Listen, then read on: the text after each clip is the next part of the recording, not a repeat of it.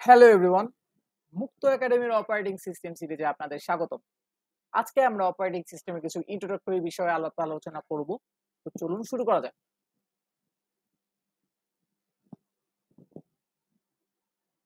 তো প্রথমে আমরা দেখে নেব অপারেটিং সিস্টেম কি। এরপর আমরা কিছু জনপ্রিয় অপারেটিং সিস্টেম সম্পর্কে জানব। এরপর আমরা অপারেটিং সিস্টেমের কিছু ফাংশনালিটি সম্পর্কে জানব। তবে অপারেটিং সিস্টেম শুরু করার আগে আমাদের একটা বিষয়ে খুবই ক্লিয়ার ধারণা থাকা দরকার, সেটা হচ্ছে সিপিইউ অ্যাকচুয়ালি কিভাবে কাজ করে। তো আপনারা স্ক্রিনে অলরেডি একটা সিপিইউর আর্কিটেকচার দেখতে পাচ্ছেন। সিপিইউর মেইনলি তিনটা কম্পোনেন্টস। প্রথমত আছে রেজিস্টার্স, দ্বিতীয়ত এএলইউ, আর তৃতীয়ত কন্ট্রোল ইউনিট। তো রেজিস্টার্স মেইনলি ডেটা এবং ইনস্ট্রাকশন গুলোকে হোল্ড করে। যেরকম ধরলাম R0 হোল্ড করে আছে 5 আর R1 হোল্ড করে আছে 6। এএলইউ এর কাজ হচ্ছে অ্যারিথমেটিক এবং লজিক্যাল অপারেশন পারফর্ম করা, যেমন যোগ বিয়োগ গুণ ভাগ ইটিসি। আর কন্ট্রোল ইউনিট এই সিপিইউ এর কম্পোনেন্ট গুলোর মধ্যে যে ডেটা ফ্লো, এই টোটাল জিনিসটাকে সে নিয়ন্ত্রণ করে। আচ্ছা, সাপোজ আপনি একটা প্রোগ্রাম রান করতে চাচ্ছেন, তো সেক্ষেত্রে কি করবেন? আপনার ডেস্কটপে সেই প্রোগ্রামটাকে আপনি ডাবল ক্লিক করলেন, করার পরে সেই প্রোগ্রামটা লোড হয়ে গেল আপনার মেমোরিতে। তো দেখা যাচ্ছে যে এই ইনস্ট্রাকশনটা আপনার প্রোগ্রাম থেকে আসলো, কিন্তু আমরা শুধুমাত্র আপনার বোঝার সুবিধার্থে এখানে একটা ইনস্ট্রাকশন দেখিয়েছি। এরকম একটা প্রোগ্রাম মেমোরিতে লোড হলে শত শত ইনস্ট্রাকশন চলে আসে। যাই হোক, এখন এই প্রোগ্রামটাকে কিভাবে সিপিইউ এক্সিকিউট করবে? তো সিপিইউ মেইনলি তিনটা স্টেপে এই কাজটা করে থাকে। প্রথমে সিপিইউ এই প্রোগ্রামটাকে বা এই ইনস্ট্রাকশনটাকে ফেচ করবে, করার পর সিপিইউ ইনস্ট্রাকশনটাকে ডিকোড করবে, অর্থাৎ বোঝার চেষ্টা করবে যে এখানে আসলে কি অপারেশন করতে হবে, এবং ফাইনালি একে এক্সিকিউট করবে। আচ্ছা, তো যখনই আমার এই কন্ট্রোল ইউনিট একটা কন্ট্রোল সিগন্যাল জেনারেট করে বলবে যে তুমি আমাকে ইনস্ট্রাকশনটা ফেচ করে এনে দাও, তখনই আমার এই প্রোগ্রাম কাউন্টারের ভিতরে থাকা যে অ্যাড্রেস, সেইটা এই অ্যাড্রেস বাসের মাধ্যমে পাঠায় দেবে মেমোরির কাছে।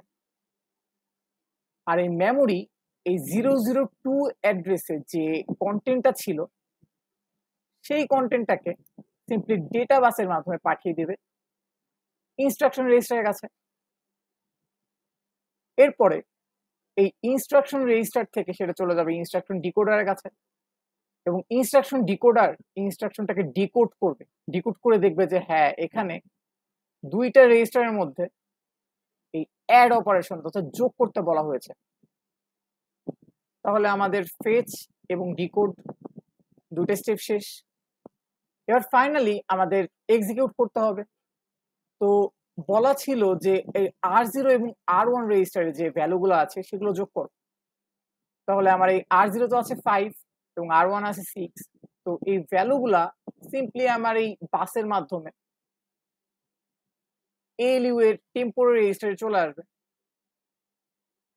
তাহলে এই রেজিস্টার গুলোতে এখন আছে হলো 5 and 6, এবং ফাইনালি এএলইউ এখানে একটা অ্যাডিশন অপারেশন পারফর্ম করবে, করার পর রেজাল্ট একটা টেম্পোরারি রেজিস্টারে স্টোর করবে। তো এভাবেই অ্যাকচুয়ালি একটা সিপিইউ প্রোগ্রাম এক্সিকিউট করে থাকে। কিন্তু এই প্রোগ্রামটা কিভাবে আসলে মেমোরিতে লোড হলো? ইয়েস, এই প্রোগ্রামটাকে মেমোরিতে লোড করার পিছে কিন্তু আমাদের অপারেটিং সিস্টেমেরই হাত আছে। সামনের উদাহরণটা দেখলে হয়তো আপনার বিষয়টা আরেকটু ভালো মতো বুঝতে পারবেন। তো সাপোজ আপনি আপনার কোড ব্লকসে একটা প্রোগ্রাম লিখেছেন, সিম্পল প্রোগ্রাম। তো যখনই আপনি প্রোগ্রামটাকে কম্পাইল করবেন, তখনই সেখান থেকে অ্যাসেম্বলি কোড জেনারেট হবে। এরপরে আপনার যে অপারেটিং সিস্টেম, সেইটা ওএস লোডারের মাধ্যমে এই টোটাল অ্যাসেম্বলি কোডকে মেমোরিতে লোড করবে। তাহলে অপারেটিং সিস্টেমের একটা কম্পোনেন্ট ওএস লোডার, সেটাই কিন্তু আপনার প্রোগ্রামকে মেমোরিতে লোড করছে।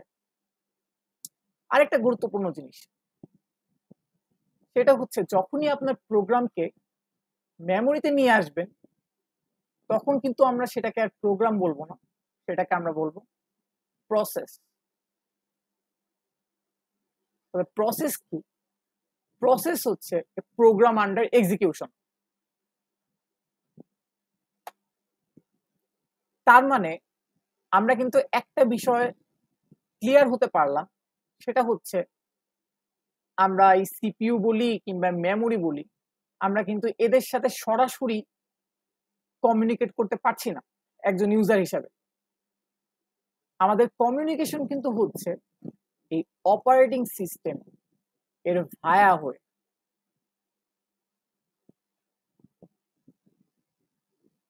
সো অপারেটিং সিস্টেম কিন্তু আমাদের মাঝে একটা মিডল ম্যান হিসেবে কাজ করছে।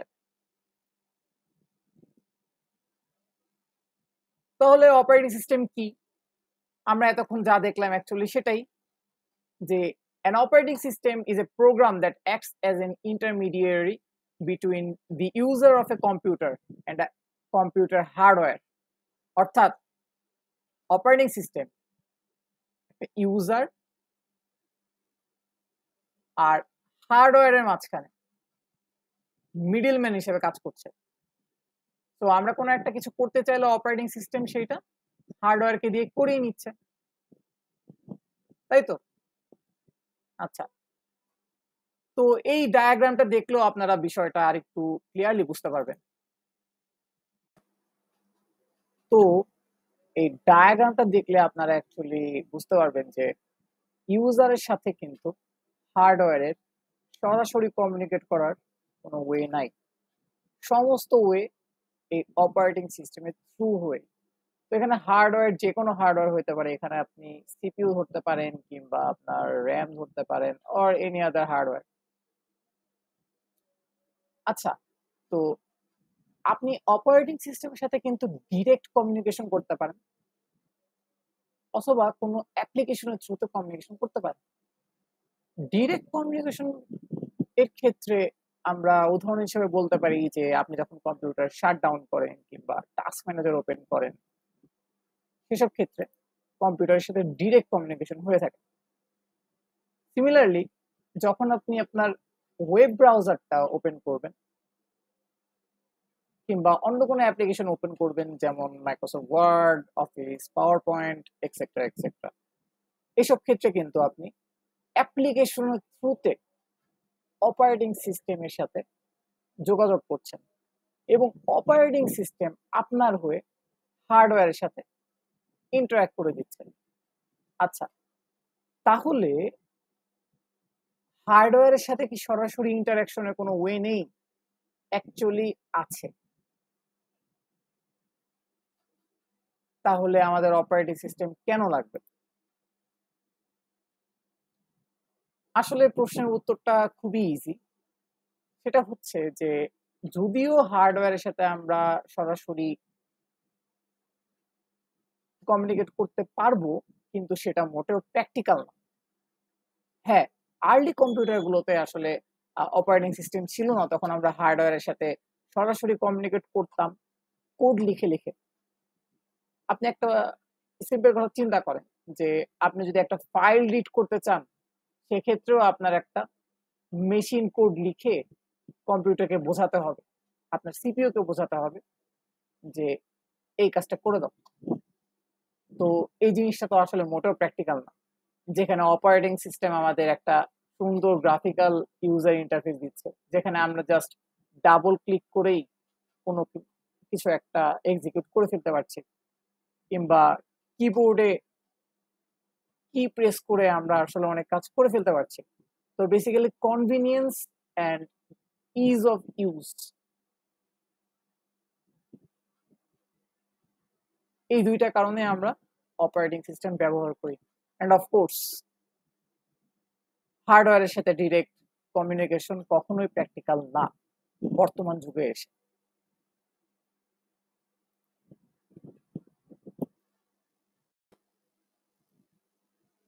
তো ডেস্কটপ অপারেটিং সিস্টেমের মধ্যে সবচেয়ে জনপ্রিয় হচ্ছে উইন্ডোজ, এছাড়াও আছে ম্যাকওএস আর লিনাক্স। অপরদিকে মোবাইল অপারেটিং সিস্টেমের মধ্যে সবচেয়ে জনপ্রিয় অ্যান্ড্রয়েড, এছাড়াও আছে আইওএস। তো উইন্ডোজ মূলত মাইক্রোসফট তৈরি করেছে এবং এইটা এমএস ডস এর উপর বেস করে বানানো। এই উইন্ডোজ বাদে বাকি অপারেটিং সিস্টেমগুলো যদি আমরা একটা কমন অ্যানসেস্টর বের করার চেষ্টা করি,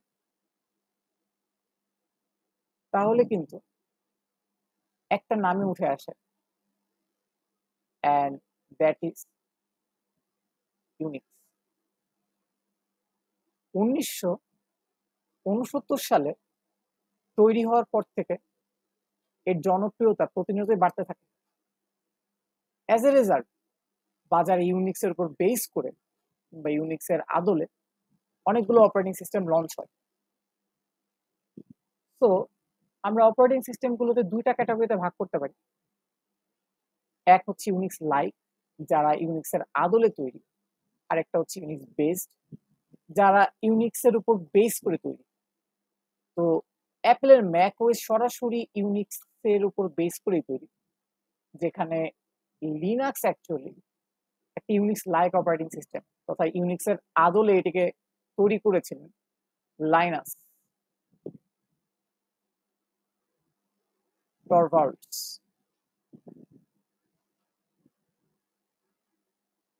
এবং এই লিনাক্স কিন্তু একটা ফ্রিওয়্যার এবং ওপেন সোর্স অপারেটিং সিস্টেম, যেখানে ইউনিক্স কিন্তু ওপেন সোর্স না।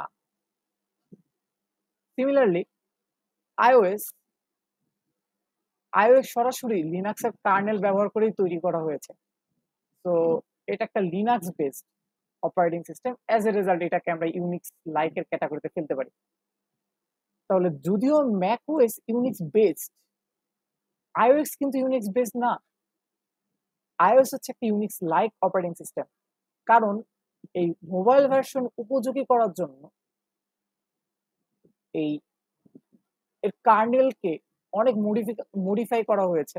অ্যাজ এ রেজাল্ট এটাকে আমরা আসলে ইউনিক্স বেসড এর কাতারে ফেলতে পারি না, বরং এটা একটা ইউনিক্স লাইক অপারেটিং সিস্টেম। আচ্ছা, তাহলে সামনে আগানো যাক। তো এখন আমরা আলোচনা করব অপারেটিং সিস্টেমের ফাংশনস নিয়ে। প্রথমেই আসে ফাইল ম্যানেজমেন্ট। তো অপারেটিং সিস্টেম কিন্তু আমাদের ফাইল তৈরি করার সুযোগ দেয়, সে ফাইলগুলোকে মডিফাই করার সুযোগ দেয়, এবং একইভাবে পুরান ফাইলগুলো ডিলিট করারও সুযোগ দিয়ে থাকে। সিমিলারলি আমরা অপারেটিং সিস্টেমের মাধ্যমে কিন্তু ওই ফাইলগুলোর ইউজার পারমিশন চেঞ্জ করতে পারি।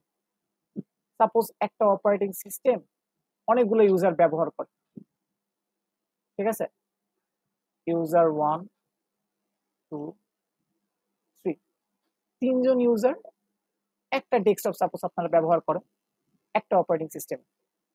তো এখন আপনার কিছু হয়তো ব্যক্তিগত ফাইল আছে, ধরলাম os.pdf, এই ফাইলটাই।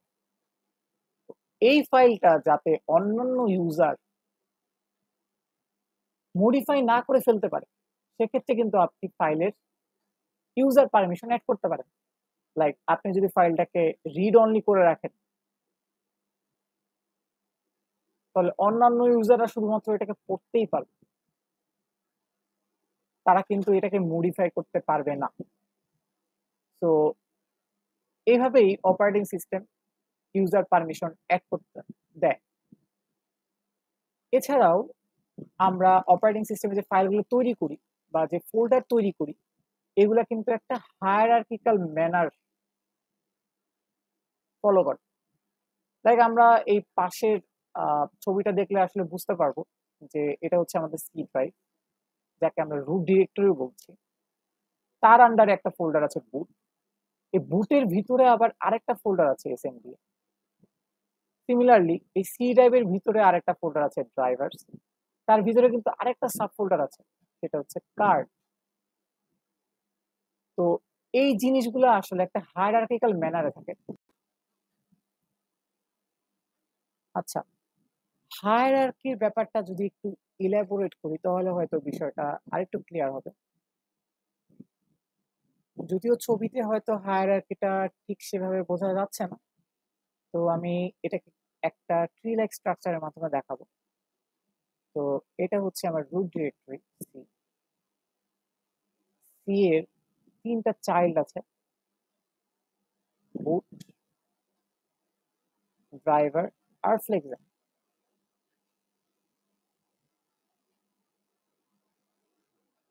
আর হচ্ছে ফ্লেক্সিবল।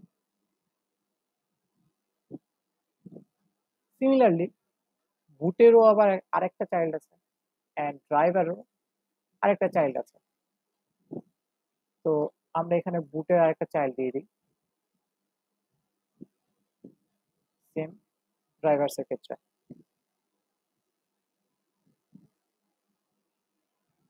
সো অপারেটিং সিস্টেম কিন্তু আমাদের এই ডিরেক্টরি গুলোকে এভাবে একটা হায়ারার্কিক্যাল ম্যানারে অর্গানাইজ করে থাকে। তো আমাদের ফাইনাল পয়েন্ট কি বলছে, যে operating system keeps track of all the blocks or segment of a particular file stored at various location। অর্থাৎ আমাদের যে কোনো ফাইল, সাপোজ একটা ফাইল os.pdf, তো এই ফাইলটা কিন্তু আমার হার্ড ডিস্কের কন্টিগিউয়াস লোকেশনে থাকে না, অর্থাৎ পরপর লোকেশনে কিন্তু নাও থাকতে পারে। সাপোজ একটা পোর্শন থাকলো এই ফাইলের এই লোকেশনে, আর একটা পোর্শন এই লোকেশনে। যদি আমি একটু বিষয়টা ইলাবোরেট করি, যে আমার হার্ড ডিস্ক ফিজিক্যালি আসলে কিভাবে ডেটা স্টোর করে। তো আমার হার্ড ডিস্ক অনেকগুলো ট্র্যাকের সমন্বয়ে গঠিত, এরকম সার্কুলার ট্র্যাক। আর এই ট্র্যাক গুলো আবার অনেকগুলো সেক্টরে বিভক্ত, ঠিক আছে? তো এটা একটা সেক্টর, বাট এইটা হচ্ছে একটা ট্র্যাক। তো আমার যে ডেটা সেটা কিন্তু এই ট্র্যাক গুলোতে স্টোর থাকে।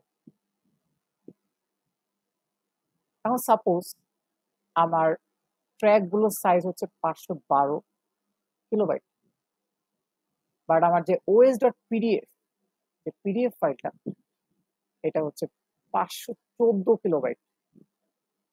তার মানে কিন্তু আমি এই ফাইলটাকে একটা ট্র্যাকে স্টোর করতে, সরি হ্যাঁ, একটা ট্র্যাকে আমি স্টোর করতে পারবো না, যেহেতু আমার ট্র্যাকের সাইজ হচ্ছে 512 কিবি। আবার আরেকটা প্রবলেম যেটা দেখা গেল, যে আমার এই ট্র্যাকটা ফাঁকা আছে, বাট এই ট্র্যাকটা অলরেডি অকুপাইড। তো আমার পাশের ট্র্যাকটা আবার ফাঁকা আছে। তাহলে এক্ষেত্রে কি করবে অপারেটিং সিস্টেম? এক্ষেত্রে কিন্তু আমার 512 বাইট এইখানে স্টোর হচ্ছে, আর বাকি 2 বাইট এইখানে স্টোর হচ্ছে। তো একটা সেম ফাইলের কিছু অংশ এক জায়গায়, কিছু অংশ অন্য জায়গায়।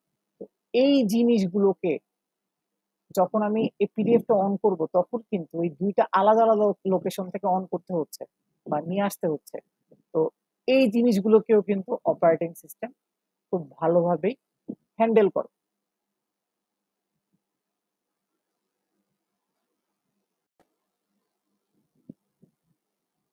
তাহলে পরবর্তী ফাংশনের দিক যাওয়া যাক, সেটা হচ্ছে প্রসেস ম্যানেজমেন্ট। তো প্রসেস কি এটা আমরা আগে জেনে এসেছি। প্রসেস হচ্ছে প্রোগ্রাম আন্ডার এক্সিকিউশন। তো অপারেটিং সিস্টেম আমাদের একই সাথে মাল্টিপল প্রোগ্রাম রান করার সুবিধা দেয়। যেরকম এই ছবিতে যদি আমরা একটু খেয়াল করি, যে এখানে আমরা মাইক্রোসফট এজ ওপেন করে রেখেছি, একই সাথে কিউবিট টরেন্ট কিংবা মাইক্রোসফট পাওয়ার পয়েন্ট সহ অসংখ্য প্রোগ্রাম আমরা একই সাথে চালাচ্ছি। তো অপারেটিং সিস্টেম যদি এগুলোকে এফিশিয়েন্টলি হ্যান্ডেল না করতো, সেক্ষেত্রে কিন্তু আমাদের ইউজার এক্সপিরিয়েন্স খুবই খারাপ হতো। এবং একই সাথে খুবই ল্যাগ করতো আর কি আমাদের সিস্টেমটা। অলরাইট, তো নেক্সট পয়েন্ট বলছে যে অপারেটিং সিস্টেম এনশিওর করে যাতে প্রসেসগুলো একই সাথে কোনো কনফ্লিক্ট ছাড়াই কাজ করতে পারে। সাপোজ আমার একটা প্রসেস আছে P1 আর একটা প্রসেস আছে P2। তো P1 প্রসেসটা আমার মেমোরির কোনো একটা লোকেশন সাপোজ R1 এ কাজ করছে। তো ওই টাইমে P1 যদি সেম মেমোরিতে কোনো কিছু রাইট করতে যায় তাহলে কিন্তু একটা কনফ্লিক্ট বেঁধে যাবে। তো অপারেটিং সিস্টেম মেক শিওর করে যাতে এরকম কোনো ঝামেলা না হয়, যাতে কোনো রকম কনফ্লিক্ট ছাড়াই প্রসেসগুলো কাজ করতে পারে। Okay, the final point, allocate CPU time to various process efficiently. OS make sure করে যাতে আমার প্রত্যেকটা প্রসেসই সিপিইউ টাইম পায় তথা এক্সিকিউট হওয়ার সুযোগ পায়। এখন সাপোজ যে আমি মাইক্রোসফট এজে দুইটা ট্যাব ওপেন করেছি, তো দুইটা ট্যাবের জন্য আমার দুইটা আলাদা আলাদা প্রসেস তৈরি হয়েছে, লাইক ফেসবুকের জন্য একটা, ইউটিউবের জন্য একটা। এখন সাপোজ আমি অন্য আর একটা প্রোগ্রাম রান করলাম, সাপোজ আমি পাওয়ার পয়েন্ট রান করলাম। তো পাওয়ার পয়েন্ট রান করার জন্য তো আমার যথেষ্ট মেমোরি দরকার, তাই না? তো দেখা যাচ্ছে যে আমি ফেসবুক যে ট্যাবটা, এই ট্যাবটা আমি ইনঅ্যাক্টিভ, এই ট্যাবটা ইউজ করছি না। তাহলে অপারেটিং সিস্টেম কি করবে? এই ট্যাবটাকে কিল করে দিবে, কিল করে কিছুটা মেমোরি ফাঁকা করবে, ফাঁকা করে সেইখানে আমার পাওয়ার পয়েন্টটা রান করবে। তো এইভাবেই কিন্তু অপারেটিং সিস্টেম সমস্ত প্রসেসকেই সিপিইউ টাইম দেয় এক্সিকিউট হওয়ার জন্য। আচ্ছা, তাহলে নেক্সট ফাংশনে যাওয়া যাক। নেক্সট ফাংশন হচ্ছে মেমোরি ম্যানেজমেন্ট। তো আমরা যখনই কোনো একটা প্রোগ্রাম রান করি তখনই অপারেটিং সিস্টেম সেই প্রোগ্রামকে, প্রসেসকে মেমোরি অ্যাসাইন করে বা মেমোরি অ্যালোকেট করে। আবার যখন এই প্রসেসটাকে টার্মিনেট করে দেওয়া হবে, বা সাপোজ কোনো একটা প্রোগ্রাম আমি নিজে ক্লোজ করে দিলাম, তখন অপারেটিং সিস্টেম সেই মেমোরিটা আবার ডিঅ্যালোকেট করে দেয়, করার মাধ্যমে আমাদের র্যাম এর স্পেস ফ্রি করে। তো কোন প্রোগ্রাম কতটুকু মেমোরি খরচ করছে সবকিছু কিন্তু অপারেটিং সিস্টেম ট্র্যাক করে। একই সাথে অপারেটিং সিস্টেম এটাও নির্ধারণ করে যে কোন ডেটাকে মেমোরি থেকে বের করে আনবে, আবার কোন ডেটাকে মেমোরিতে প্রবেশ করাবে। তো এই জিনিসটা যদি আমি একটু ক্লিয়ার করি, সাপোজ এখানে একটা ছবি দেওয়া আছে, তো এই মেমোরিটা ফুল আর কি, যে ডেটা 1, ডেটা 2, ডেটা 3, ডেটা 4, এই সমস্ত ডেটা আমার মেমোরির সবকটা ব্লককে ফিল আপ করে রেখেছে। এবার সাপোজ আমি এই ডেটা 7কে মেমোরিতে লোড করতে চাই, তখন অপারেটিং সিস্টেম দেখবে যে এর মধ্যে কোনটা আসলে ইনঅ্যাক্টিভ অবস্থায় আছে। ওই যে আমরা একটু আগে একটা উদাহরণ দেখে আসলাম ব্রাউজারের ট্যাবের মতন, যে কোনো একটা ট্যাব যখন ইনঅ্যাক্টিভ অবস্থায় থাকে তখন অপারেটিং সিস্টেম সেটাকে কিল করে দেয় এবং তার পরিবর্তে অন্য একটা প্রসেসকে মেমোরিতে স্থান দেয়। ব্যাপারটা এরকম। তো দেখলাম যে আমার ডেটা 6 যেটা, এটা ইনঅ্যাক্টিভ অবস্থায় আছে। তো অপারেটিং সিস্টেম কি করবে? এই ডেটা 6কে সোয়াপ করে তার জায়গায় ডেটা 7কে নিয়ে যাবে। ঠিক আছে? তো এই ডেটা 6কে সোয়াপ করলো, সোয়াপ করে আমরা এর জায়গায় তার ডেটা 7কে লোড করে দেব। তো এইভাবে অপারেটিং সিস্টেম ইম্পর্টেন্সের উপর ভিত্তি করে ডিসাইড করে কোন ডেটাকে আসলে র্যামে স্থান দিতে হবে আর কোনটাকে র্যাম থেকে বের করে দিতে হবে। আচ্ছা, তাহলে নেক্সট ফাংশনে যাওয়া যাক। অলরাইট, সো আমাদের নেক্সট ফাংশন হচ্ছে ডিভাইস ম্যানেজমেন্ট। তো আমরা মেইনলি কিন্তু 3 ধরনের ডিভাইস ব্যবহার করি। তো সেগুলো হচ্ছে বুট ডিভাইস, নেটওয়ার্ক ডিভাইস,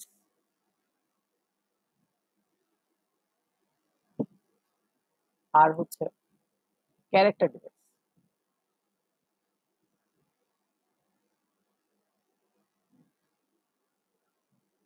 তো নেটওয়ার্ক ডিভাইস গুলো মেইনলি হচ্ছে আমার ডেটা ট্রান্সফার করার জন্য ইউজ হয়। বুট ডিভাইস হচ্ছে আমার হার্ড ডিস্ক কিংবা সিডি রম, এগুলো আমার বুট ডিভাইস হতে পারে।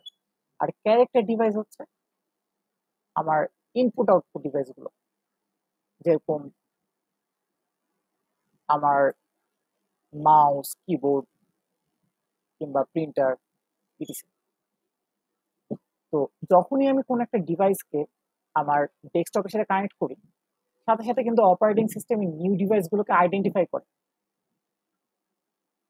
আর এই ডিভাইসগুলোর সাথে কমিউনিকেট করার জন্য একটা আলাদা সফটওয়্যার দরকার, সেটা হচ্ছে ডিভাইস ড্রাইভার্স।